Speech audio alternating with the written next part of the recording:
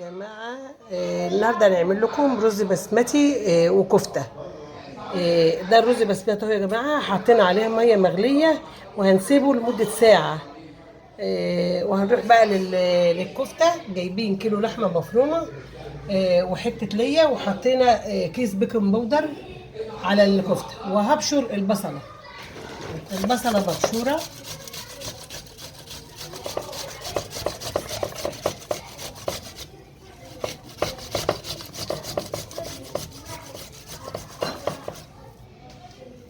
بشرت البصلة البصلة يا جماعة اللي أنا فرمتها هي بصلة واحدة كبيرة على كل كيلو اللحمة المفرومة. بعجنها في بعضها كويس. البهارات بقى هتبقى عبارة عن إيه؟ البهارات يا جماعة في الكفتة شوية فلفل أسود وشوية قرفة وشوية فلفل أسود وشوية ملح، بس مفيش حاجة تاني. نسيت اقول لكم ان الرز بسمتي حاطين على الكيلو رز بسمتي كوبايه صغيره خل وشويه ملح. وبعد ما عملنا الكفته في البصل دخلناها يا جماعه التلاجة نريحها شويه. هنعمل يا بنات تتبيله الفراخ المشويه. هنضربها في الكبه، فلفل حامي على فلفل بارد على بصل، ليمون وطماطم وفلفل حامي وفلفل بارد وبصل.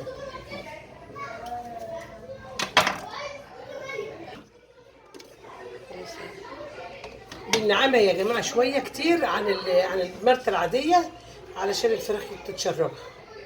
وجينا يا بنات اهوت للتتبيله. حطينا البصل وحطينا الصلصه والبهارات، ملح وقرفه وكاري وكركم وشويه جنزبيل مطحون على شويه هيل مطحون على شويه فلفل اسود. وحطيت حبهان برضو سليم، يعني عامله منه مطحون وسليم، على معلقتين الصلصه والبصل اهوت بالطماطم والفلفل الحامي والفلفل الحار. واحط معلقتين 3 خل. هزود الخل دلوقتي، معلقتين 3 خل. وهندعكها كويس في الفراخ.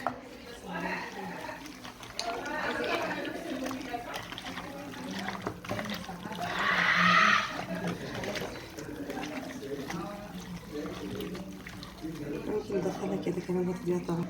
البصله لو زياده بصوا يا بنات بحطها بين الجلد واللحم على قد ما اقدر يعني.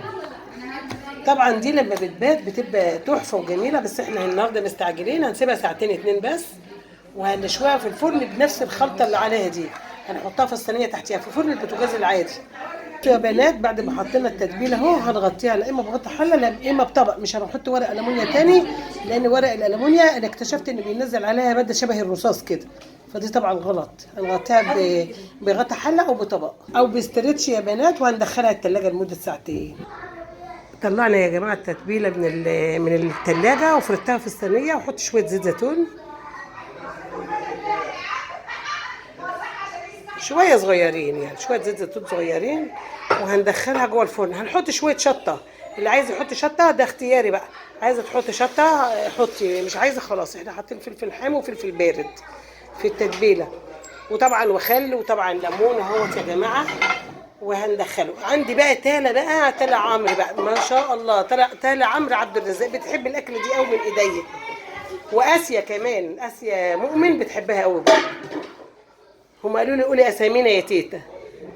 هدخلها الفرن يا جماعه على درجه حراره 180. هنا يا جماعه عملنا البطاطس الصوابع تخينه شويه اهي، تخينه الصوابع. وحاطين عليها بصل، وبنصبع الكفته دلوقتي. هي دي الكفته اللي هنشويها مع البطاطس. وهضرب فتح الفرن يا بنات. انا ولعت يا ماما. احنا بقى ما فتحناش الكفته يا جماعه دي عشان حاطين فيها بيكنج باودر كيس على الكيلو، فعادي تتقفل كده، ما بتبقاش مكتوبه ولا حاجه، بتبقى حلوه جدا مهويه من جوه يعني. بصوا يا بنات هنا حطينا اللي قطعناها وحطيناها اهيت مع الكفته. يبقى بصل وبطاطس صوابع بس تخينه شويه، والليه والكفته يا جماعه. وهندخلها الفرن دلوقتي. دي يا جماعه الميه دي يا بنات بنعملها للكفته. كوبايتين او 3 كوبايات 3 مجات يعني ميه، مرقتين ماجي دجاج عادي، ماجي لحمه عادي، عايزين تحطوا ماجي عادي ده اختياري برضه.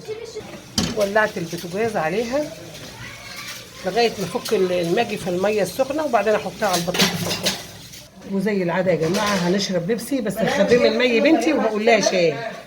الميه بعد ما غلت يا بنات نقصت اهي بالماجي، هنحطها بقى على البطاطس بقى كده والكفته.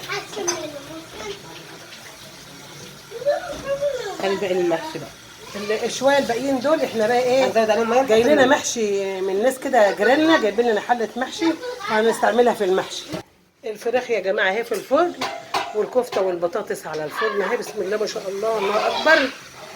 البطاطس هتغلي بس غلوتين كده، وهننزلها مع ايه؟ هننزلها مع الفراخ اللي بتتشوي في الفرن. صفينا هنا يا بنات الرز اللي كنا ناعينه في ميه سخنه وخل اهو، رز بسمتي. هنحط عليه شويه زيت، بعد ما صفينا هنحط عليه شويه زيت وهنقلبه ونسيبه شويه. وهنعمل البصله والجزره ديت هنعملهم مرته ونحمرهم قبل الرز، وشويه الزبيب ده هننقعه في ميه سخنه دلوقتي. هنحط الميه دي اللي كانت معموله في المرقه هنحطها على الرز بس يغطيه بس كده بس. هو هنغطيه يا بنات ونسيبه شويه، مش على البوتاجاز ولا حاجه، نغطيه بره شويه. ده بقى المحشي يا بنات، بنت اختي جايبه له هديه من عندها فجايباه معمول، هبقى اعمله لكم مره بعد كده لوحده. وده الرز اهوت خلاص هنعلق عليه. حطينا فيه حته ليا اللي هي بتخلي طعم الرز حلو جدا اهو. ولعنا عليه اللي اهو، هنغطي عليه. بسم الله الرحمن الرحيم. بسم الله ما شاء الله، الله اكبر. ولعت عليه اهو، والمحشي ولعت عليه. وطبعا الكفته نزلتها تحت مع الفراخ هي يا بنات، بس بغطيها عليها علشان تستوي كويس وتبقى ناعمه. والكفته جنبيها اهي. بسم الله ما شاء الله. الله طلعته لكم على الباب شويه علشان تشوفوا. ما هي الفراخ اهي في البصله بتاعتها بتبقى جميله جدا، والكفته اهي. دي التتبيله يا جماعه بتاعت الرز ديت، معلش البصله والجزره المرته بتاعت هنحطها على وش الرز. ميه سخنه على الزبيب عشان يفنش معاكم ويدي حجم اكبر من حجمه يعني، او يرجع لحجمه الاصلي.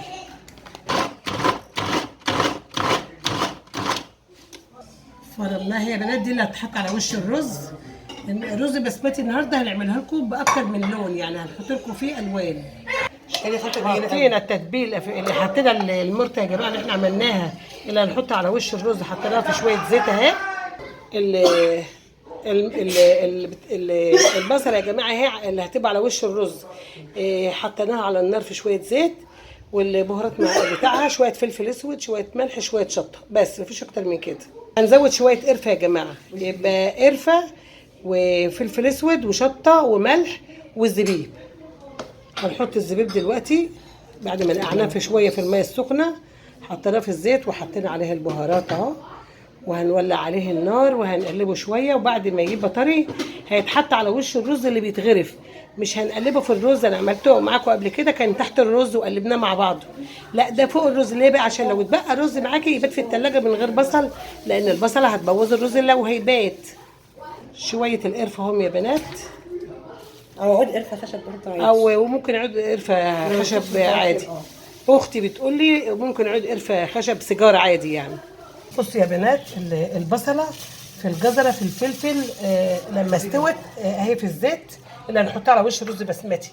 هندخل بقى على الالوان، هندخل بقى وكنا حاطين بقى برده فيها شويه شوربه هنا برده. ندخل بقى على الالوان. هنحط شويه شوربه في كل بوله. هي احنا هنعمل لونين بس، واللون الثالث هيبقى هو اللون الابيض العادي. هنحط الوان طعام.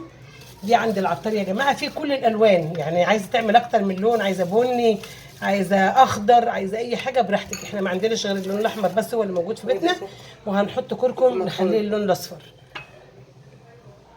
معلقه كبيره هنا المعلقه. اختي بتقول المعلقه الكبيره، معلقه قولوا لهم معلقه كبيره. معلقه كبيره. طب هناك كشفنا هنا الرز، هوريكم بقى الرز تحطوه ازاي. بصوا اللون كده هنا هناخد جنب صغير ومش هنقلب قوي، هنقلب ساعة الغرف بس. ليه بقى؟ عشان ما يتلخبطش الالوان كلها في بعضيها يا بنات. زي ما قلت لكم بقى، ممكن تعمل جنب اخضر، جنب اصفر، جنب احمر. هو طبعا واخد اللون الابيض الطبيعي، البسمتي ده كان ابيض، فهنسيب منه شويه ابيض عشان يبقوا 3 الوان عندنا. اللون الاصفر هنعمله بالكركم. بسم الله الرحمن الرحيم. شايفين اللي هي يا بنات اللون الاصفر حطيناه اهو. مش هنقلب غير ساعة ايه الغرف. اختي بتقول لي مش هنقلب الا ساعه الغرف بس. كده عملنا عشان 3 الوان، كده اصفر وعندنا احمر وعندنا بصوا يا الأبيض. بنات، عملنا اللون الاحمر اهو، واللون الاصفر جنبه بالكركم، وده لون الطعام الاحمر. الابيض سيبناه ابيض عشان يبقى يدينا في الاخر 3 الوان، وسايبينه على النار هاديه يستوي.